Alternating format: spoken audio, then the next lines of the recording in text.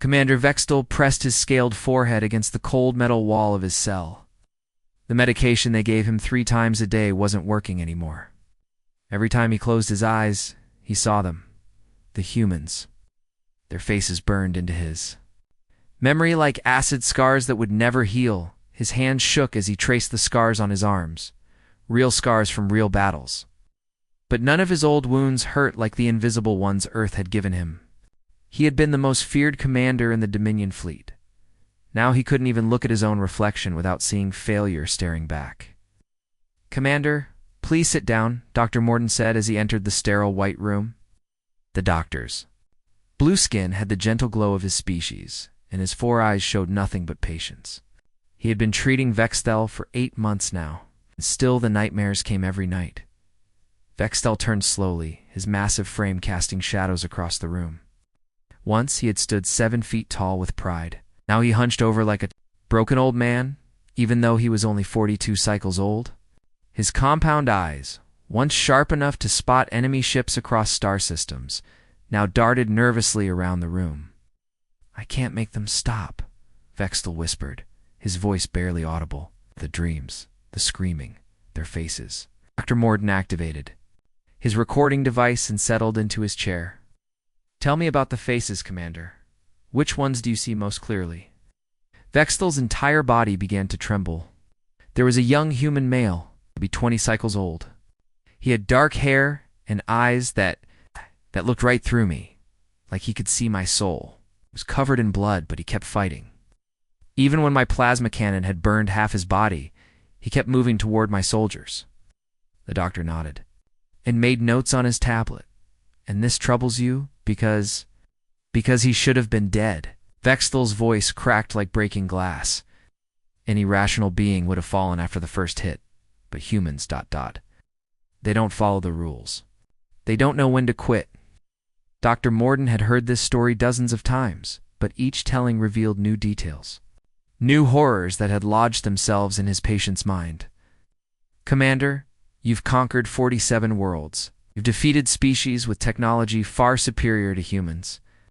The Altair Resistance had weapons that could cut through our best shields. The crystal beings could read thoughts.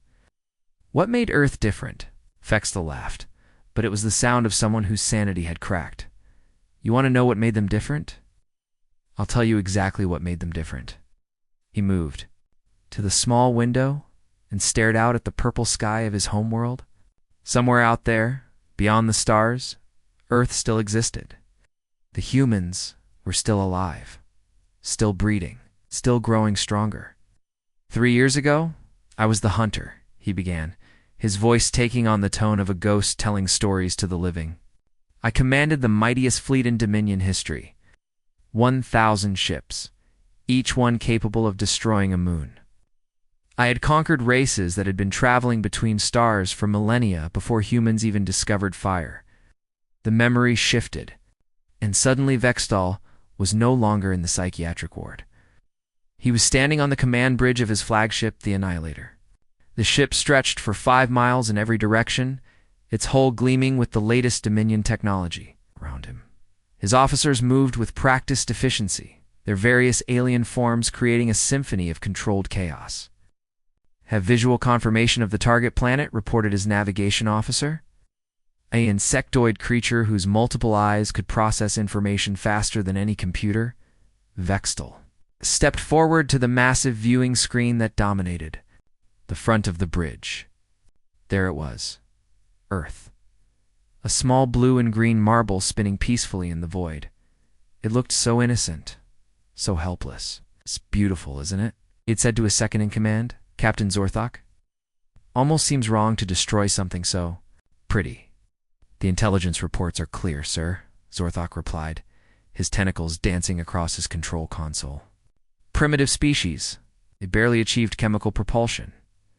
Their most advanced weapons are fusion-based. They don't even have energy shields." Vexel nodded and activated the fleet-wide communication system. His voice echoed through 1,000 ships, reaching nearly 2 million soldiers. "Warriors of the Dominion. Today, we add another world to our glorious empire. These humans are young, weak, and divided. They fight among themselves over resources and territory. They will fall before us like wheat before the harvester. Cheers erupted throughout the fleet.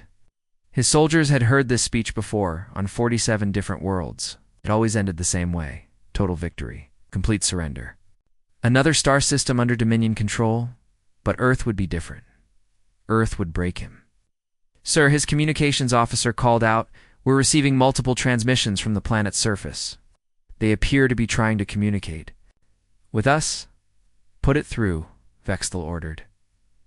The main screen flickered, and suddenly he was looking at a human face.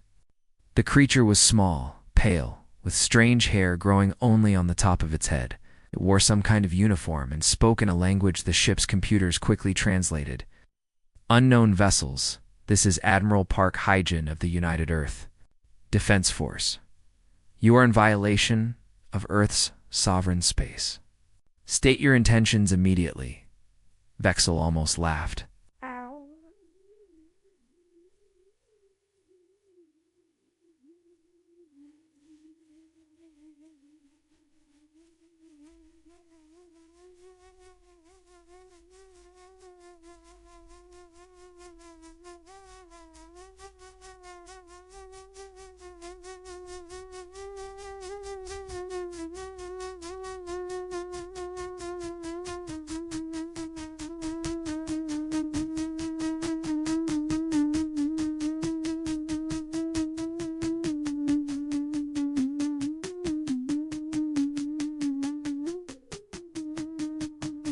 He activated the response channel.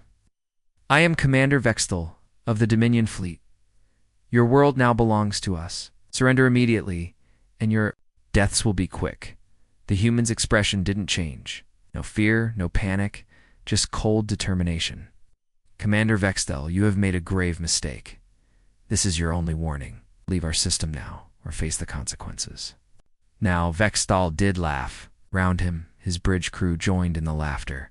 The consequences? What could these primitives possibly do to the mightiest fleet in the galaxy? "You amuse me, little human. Watch your world burn." He cut the transmission and turned to his weapons officer. "Begin the bombardment. Target their military installations first. I want them to watch their defenses crumble before we take their cities." That was the moment everything began to go wrong. The moment vexed the less. Nightmares were born. The first phase of the invasion was a masterpiece of military precision.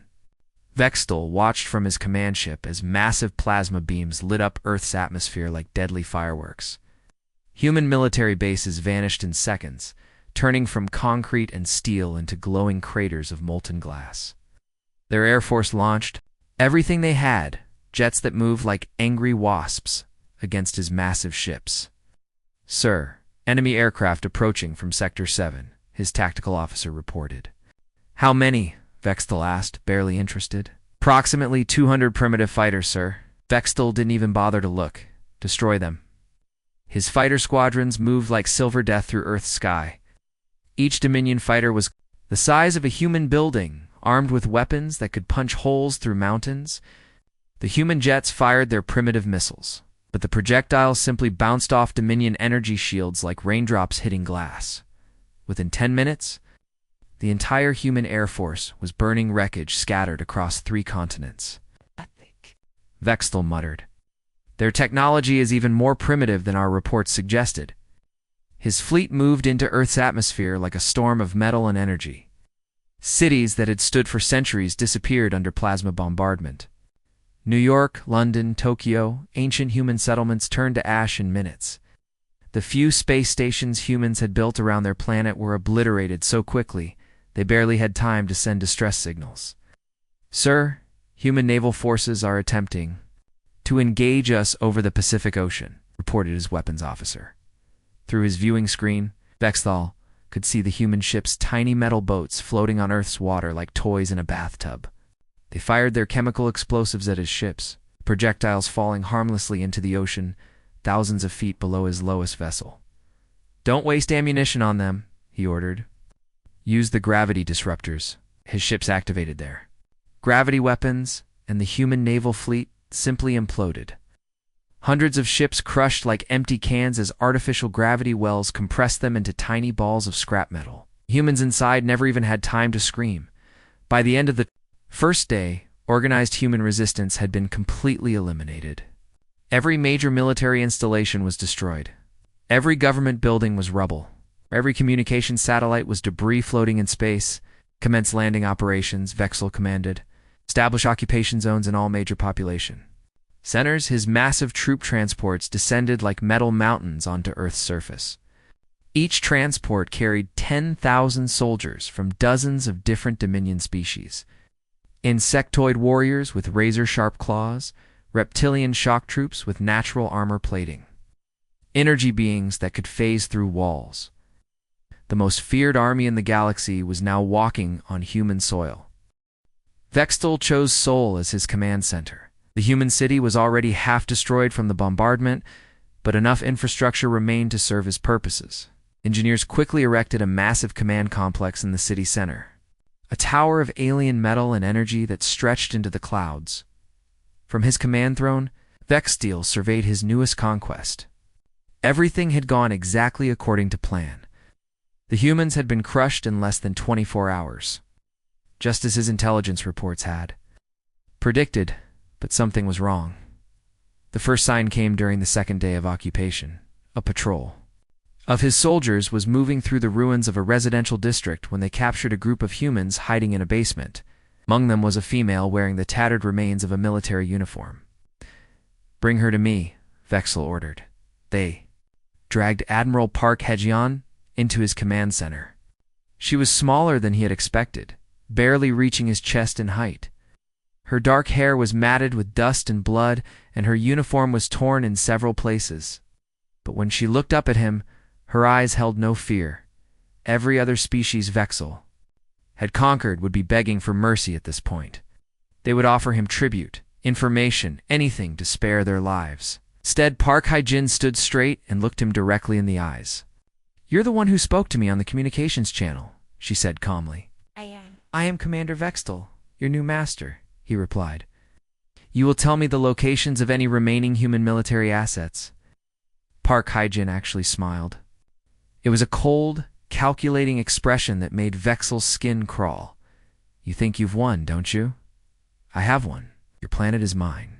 Your military is destroyed. Your governments are dead. You destroyed the easy targets," she said. "Big bases, the obvious installations, the things we wanted you to see, but you have no idea what you've actually started here." Before Vexel could respond, explosions echoed from somewhere in the city. Then more explosions. His communication officer's tentacles danced frantically across his controls. "Sir, we're receiving reports of attacks across all occupation zones. Small groups of humans are striking our supply lines." "Possible," Vexel snarled. "We've eliminated their military." Park Hae-jin's smile grew wider. "You eliminated our army. But every human on this planet is a soldier when they need to be." Over the next week, Vexel began to understand what she meant. His occupation forces were under constant attack, but not from organized military units. Individual humans were fighting back with whatever they could find. Shop owners used kitchen knives. Construction workers wielded hammers and saws. Even children threw rocks and bottles filled with flammable liquids. The worst incident happened. In what used to be a farming community outside Seoul, Captain Zultik's unit was securing the area when they encountered a human male working in a field. The man appeared to be a simple farmer, wearing dirty clothes and using primitive tools. "Surrender, human," Zultik commanded, his energy rifle trained on the man. The farmer looked up. He was middle-aged, with weathered skin and calloused hands. He didn't look like a soldier. He looked like exactly what he was supposed to be, a peaceful civilian tending his crops. "My name is Kim Tae-ho," the man said quietly. "This is my land. My family has worked this soil for 6 generations. Your land belongs to the Dominion now," Zultik replied. "You will relocate to the designated civilian containment zone." Kim Tae-ho shook his head. "No, I don't think I will." He moved faster than any human should have been able to move. The farming tool in his hands, some kind of long-handled blade for cutting crops, swept through the air like a sword. The first Dominion soldier went down with his throat cut before he could even raise his weapon. Kim Tae-ho rolled behind a piece of farm equipment as energy bolts sizzled through the air where he had been standing. 2 more soldiers moved to flank him, but he was already moving again. A handful of fertilizer thrown into their eyes blinded them temporarily, and his blade found its mark twice more. "He's just one human," Zultik screamed into his communication device. "How is one human killing my elite soldiers?" Kim Tae-ho stood in the middle of his field, surrounded by the bodies of 3 Dominion warriors. Energy weapons from a dozen. Remaining soldiers were pointed directly at him. There was no cover, no escape, no hope. Instead of surrendering, he smiled. "For my family," he said quietly. "For my world."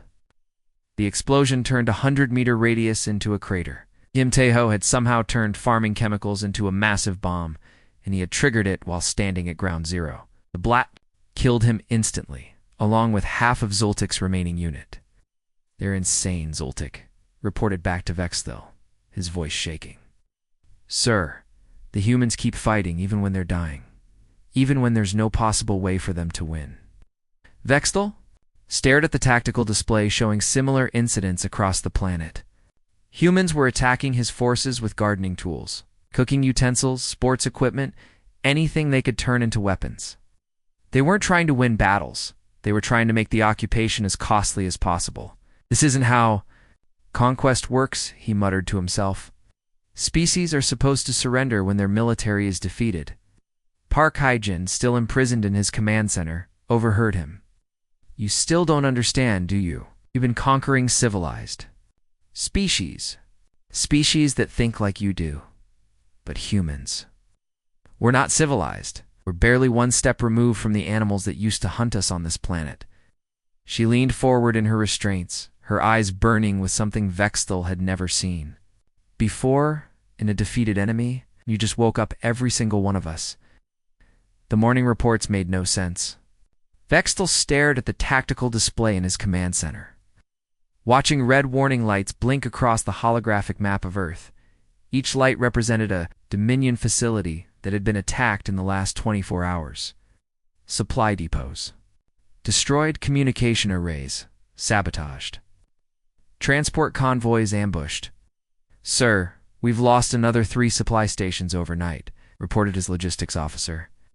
A multi-armed creature whose species had perfected military organization over millennia. "The humans are coordinating their attacks across multiple sectors simultaneously." Vexthel's compound eyes narrowed. "Impossible. We destroyed their communication networks on the first day. They have no way to coordinate large-scale operations." "Right. What we thought, sir? But somehow they're still managing to work together." The commander pulled up the detailed reports from the previous week. Every day, human attacks were becoming more sophisticated, more deadly, more organized. It was as if the species was evolving in real time, learning from each encounter and adapting their tactics. "Show me the incident at Supply Depot 7, he commanded. The holographic display shifted to show the remains of what had been a massive Dominion supply complex. The facility had been capable of supporting 10,000 soldiers with enough weapons and equipment to occupy an entire continent. Now it was nothing but twisted metal and smoking craters. The attack was led by a human female designated as Lee So-young, his intelligence officer reported. Age 32, profession listed as elementary school teacher, no military training. "In our records, a teacher." Vexthel's voice carried disbelief. A single teacher destroyed a facility guarded by 500 elite soldiers. "Not exactly alone, sir. She somehow assembled a team of 47 humans from the local area. Construction workers, shop owners, teenagers, even retired elderly humans. They spent 3 weeks studying our patrol patterns and supply schedules." The display showed security footage from the attack. Vexthel watched in stunned silence as Lee So-young led her ragtag group of humans through the facility's defenses like they were trained commandos. She had turned simple electronic devices into sophisticated jamming equipment. Kitchen timers became precision detonators. Cleaning chemicals were transformed into corrosive compounds that ate through Dominion armor. "How did she learn to do this?" Vexthel demanded. "Unknown, sir, but intelligence reports suggest she's been teaching other humans her techniques. We've identified at least 12 similar cells operating in this sector alone. Vexel felt something he hadn't experienced in decades of conquest, genuine fear. Every other species the Dominion had conquered followed predictable patterns. After the initial military defeat, there would be a period of scattered resistance that gradually faded as the population accepted their new reality. The humans were doing the opposite. They were becoming more dangerous over time. Sir, urgent. Report from the Sol Sector, his communications officer announced. We've located the human known as Choi Minho. He's fortified an entire city district. Captain Morthic is requesting immediate reinforcements. Vextel had been tracking Choi Minho for weeks. The human was supposedly a simple automotive mechanic who had been modifying civilian vehicles to fight against Dominion hover tanks. His improvised war machines had already destroyed dozens of military vehicles. Prepare my personal transport, Vexel ordered. I'm going to handle this myself. The flight to Seoul gave him time to review what they knew about this particular human. Choi Minho was 28 years old, married, with 2 young children. Before the invasion, he had run a small garage where he repaired civilian vehicles. Nothing in his background suggested any military capability, yet somehow, this simple mechanic had become one of the most wanted humans on the planet. Vextel's transport landed in the ruins of what had once been a bustling commercial district. Now it looked like a war zone. Burned-out buildings stretched in every direction, their walls scarred by plasma fire and conventional explosives. His soldiers had established a perimeter around a section of the city that the humans had turned into a fortress. Status report, he demanded as he stepped off his transport. Captain Morthic, a veteran of 30 conquered worlds, looked shaken. Sir, we've been trying to advance for 6 days. Every time we move forward, they hit us with something new. Yesterday, they somehow turned street lamps into energy weapons. This morning, they used the water system to flood our staging area with corrosive acid. Through his enhanced vision, Vextal could see the human fortifications. They had built walls from rubble and abandoned vehicles, creating a maze of defensive positions. Smoke rose from dozens of locations, suggesting active industrial operations. How many humans are we facing? He asked. Unknown, sir. We estimate between 800 and 1,500, but they're not all soldiers. Our scans show children, elderly, families. Families! Vexel was confused. They brought their young. Into a combat zone? Sir, I don't think they brought them. I think the families refused to leave. The humans appear to be fighting as extended family groups. This violated every principle of warfare Vextel understood. Rational beings protected their young by keeping them away from battle. But humans seemed to be doing the opposite. Begin the assault, he ordered. I want this ended today.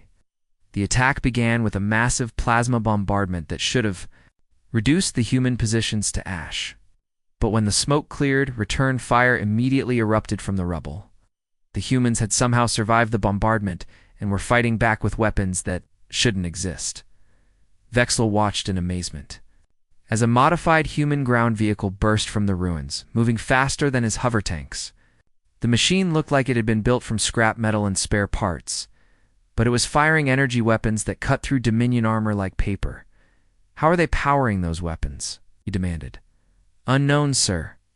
Our engineers believe they're using modified civilian power sources, but the energy output should be impossible with their technology.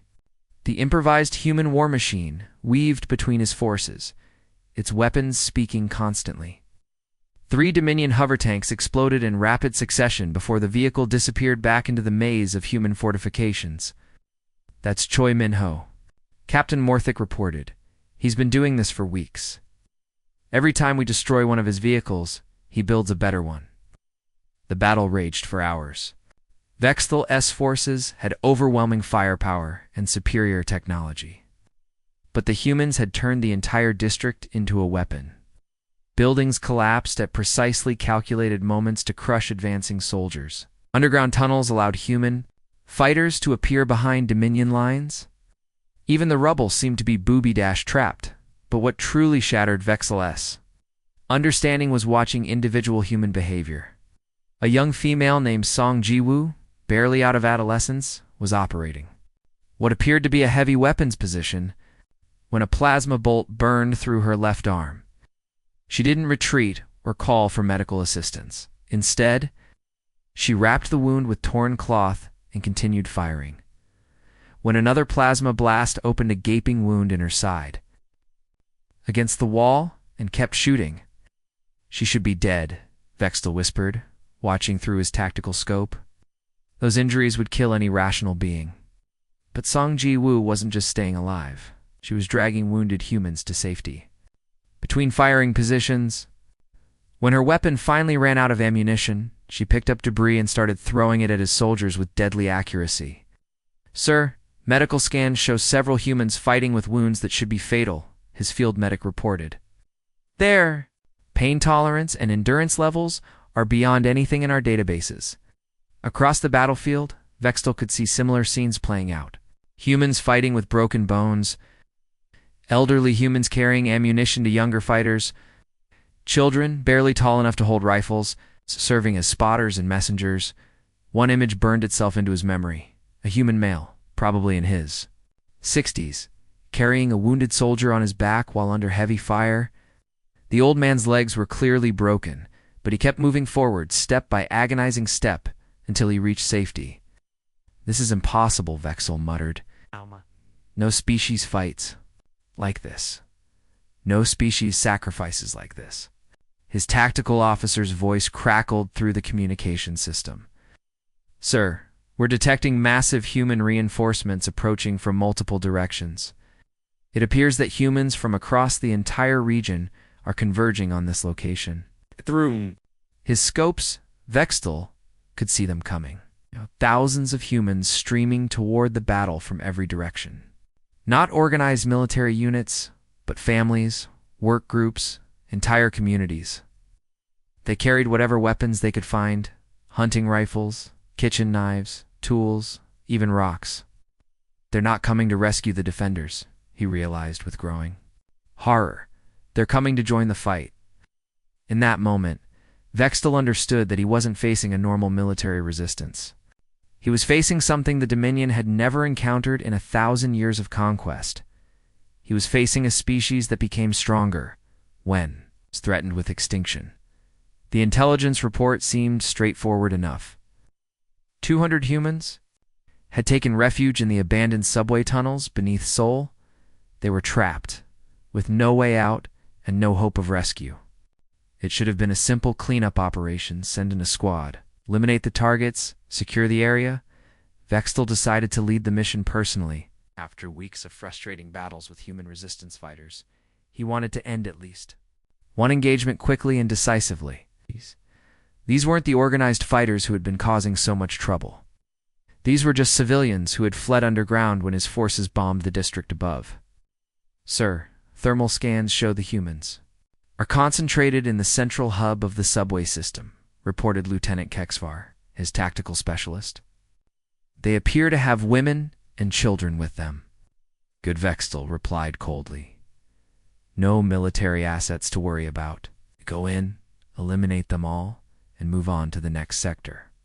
He assembled his best troops for the operation.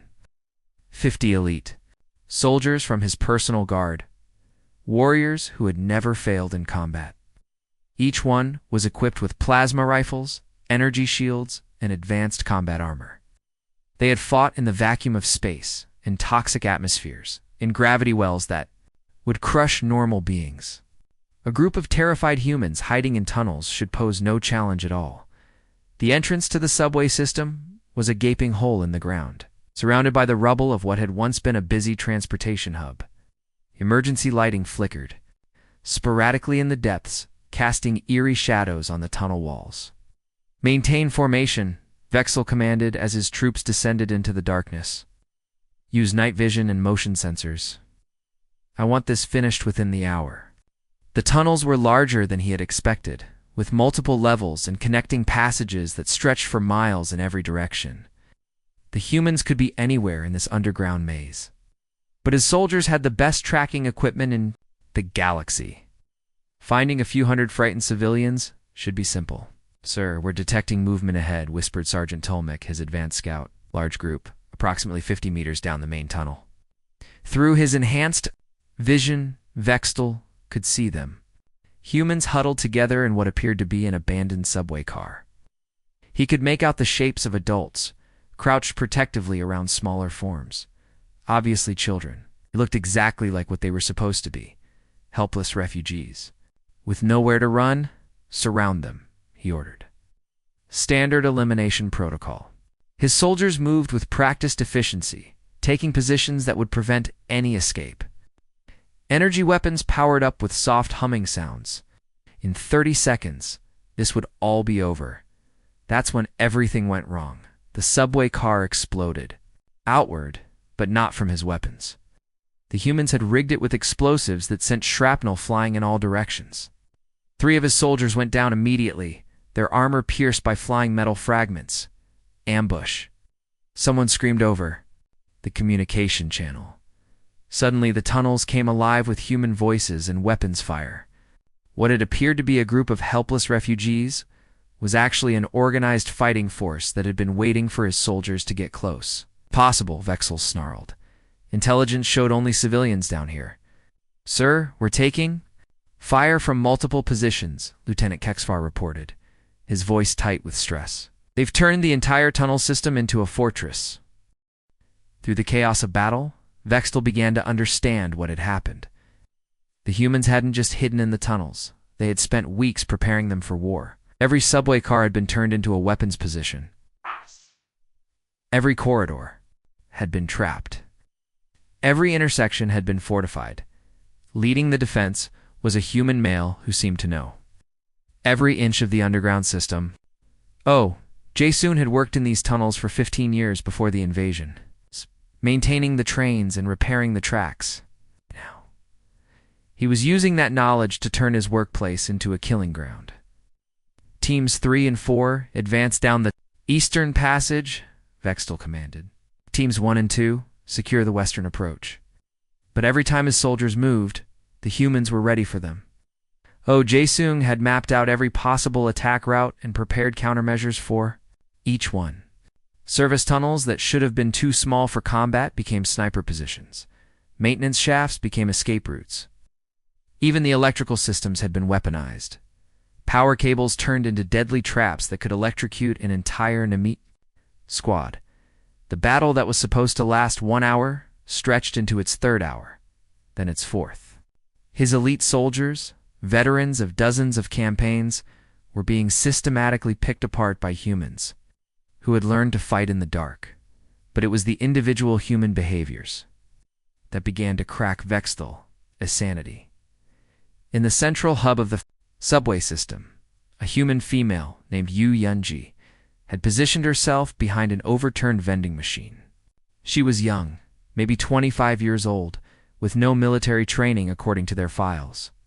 Before the invasion, she had worked at a convenience store, selling snacks and magazines to commuters. Now she was holding a damaged Dominion plasma rifle that she had somehow learned to operate. How did she get that weapon? Vexel demanded. Unknown, sir. Probably salvaged from one of our fallen soldiers. What happened next defied everything Vexel thought he knew about combat psychology. Yuanji used that single rifle to hold off an entire squad of his best warriors for over 3 hours. She had no armor, no backup, no hope of survival. But she kept firing with deadly accuracy, forcing his soldiers to take cover and preventing them from advancing deeper into the tunnel system. Behind her, human children were evacuating through service tunnels, crawling through spaces too small for his soldiers to follow. Take her out with a plasma grenade, he ordered. Sir, the explosion might collapse this section of tunnel. I don't care. End this. The grenade detonated with a brilliant flash of energy. When the smoke cleared, Yuanji was gone, vaporized by the blast. Before his soldiers could advance, another human appeared in the same position. Lim Dong-wook had been a taxi driver before the invasion. He picked up the damaged plasma rifle and continued firing as if nothing had happened. Where are they coming from? Vextel screamed. Sir, it appears the humans are operating in relay teams. When one falls, another immediately takes their place. 4. 12 straight hours. Vextel watched this pattern repeat itself. Every time his soldiers killed a human defender, another would immediately step forward to continue the fight. Not trained soldiers, but ordinary people, shop owners, office workers, students, retirees. They fought with whatever weapons they could find. Using tactics they seemed to be inventing on the spot, a human grandfather used his walking cane to trigger a booby trap that brought down a section of ceiling, crushing 2 Dominion soldiers. A teenage girl turned a fire extinguisher into a chemical weapon that disabled an entire squad. A maintenance worker used his tools to sabotage the tunnel's support beams, creating a controlled collapse that blocked one of the main passages. But the image that would haunt Vexel's nightmares forever involved a human child. His soldiers had finally broken through the main defensive line, and were advancing on what appeared to be the last group of human survivors. In the flickering emergency lighting, he could see them clearly, maybe 30 humans huddled in a maintenance alcove. Adults were shielding children with their own bodies, prepared to die rather than let his soldiers reach the young ones. "Surrender," Vexel commanded through his suit speakers. There was nowhere left to run. A small figure stepped forward from the group. It was a human child, a male who couldn't have been more than 10 years old. Park Genesio was clutching something in his small hands, a device that Extel's enhanced vision immediately identified as Dominion military explosives. "How did a child get access to our ordnance?" he whispered. The boy looked directly at Vextel, with eyes that held no fear, only rage. In that moment, the child looked exactly like every adult human fighter he had encountered, determined, furious, and completely willing to die for his cause. "For my family," Park Genesio said quietly. His voice was high and young, but his words carried the weight of absolute conviction. The explosion was massive. The child had somehow modified the explosives to create a shape charge that brought down the entire section of tunnel. 12 of Vextel's elite soldiers were crushed instantly. The remaining humans escaped through passages that were now completely blocked by thousands of tons of rubble in the aftermath. As rescue teams dug through the debris, Vextel sat in stunned silence. A child, a 10-year-old human child, had just outsmarted his best soldiers and died protecting his family. "Sir, what are your orders?" Lieutenant Kexvar asked. Vextel stared at the collapsed tunnel for a long time before answering. "Evacuate all troops from the subway system. Seal all entrances." "Sir, there may still be humans down there." "I know," Vexel replied, his voice hollow. "That's exactly why we're leaving." For the first time in his military career, Commander Vextel was retreating from an enemy he couldn't understand, couldn't defeat, and couldn't forget. The subway incident broke something fundamental inside Vextel's mind. For 3 days after the tunnel collapse, he sat in his command center staring at casualty reports that made no sense. His invasion force had started with 2 million soldiers. Now he had less than half that number, and the survivors were requesting immediate evacuation. Yes, sir. "We're receiving retreat requests from all sector commanders," his communications officer reported, his voice shaking. "Captain Morthic says his forces are combat ineffective." Lieutenant Colonel Zexprim reports his entire battalion is refusing to engage human targets. Vextel looked at the tactical display showing Earth. Red warning indicators covered every continent. Its mighty Dominion fleet, which had conquered 47 worlds without significant losses, is being systematically destroyed by a species that shouldn't have been able to fight back. "Sir, what are your orders?" the second in command asked. Vexel closed his compound eyes and saw the faces of the humans he had fought. Kim Taeho, the farmer who had smiled before triggering his explosive device. Lee So-young, the teacher who had turned household items into military weapons. Choi Min-ho, the mechanic whose improvised war machines had outfought advanced Dominion technology. Song Ji-woo, the young woman who had kept fighting with wounds that should have killed her. Oh Jae-sung, the subway worker who had turned underground tunnels into a fortress. Yoon-ji, the store clerk who had held off an entire squad for 3 hours. Lim Dong-wook, the taxi driver who had picked up her weapon when she fell. And most haunting of all, little Park Genesio, the 10-year-old child who had looked death in the face and chosen to fight. They were all dead now. But somehow, that made them more terrifying, not less. "Prepare for full planetary evacuation," he commanded, his voice barely above a whisper. "Sir?" His officer stared at him in shock. "We still have overwhelming numerical superiority. Our technology is far advanced beyond theirs. We can still win this." Vexel laughed, but it was the sound of breaking glass. "Win? You think this is about winning? Look at the casualty reports. Look at the psychological evaluations of our surviving soldiers. Half of them are requesting transfers to non-combat positions. The other half are having nightmares about humans who keep fighting after they're dead." He activated the fleet-wide communication system, broadcasting to every ship in orbit around Earth. "All units, this is Commander Vexthel. Begin immediate withdrawal from Earth system. This is not a tactical retreat. This is a full evacuation." "Sir, the Dominion High Command will demand an explanation," his tactical officer warned. "Tell them the planet is unsuitable for colonization due to hostile environmental factors," Vexthel replied. "Tell them the gravity's wrong, the atmosphere is toxic. The local wildlife is too dangerous. Tell them anything except the truth." "What is the truth, sir?" Vexel stared at Earth one last time as his flagship began to turn away from the blue-green world.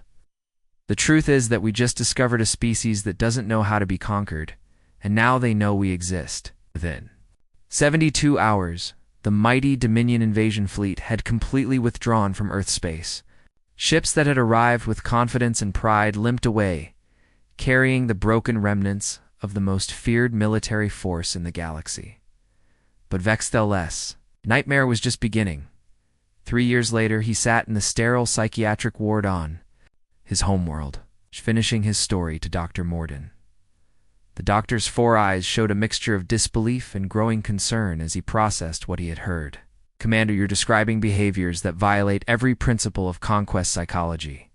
"We understand," Dr. Morden said carefully.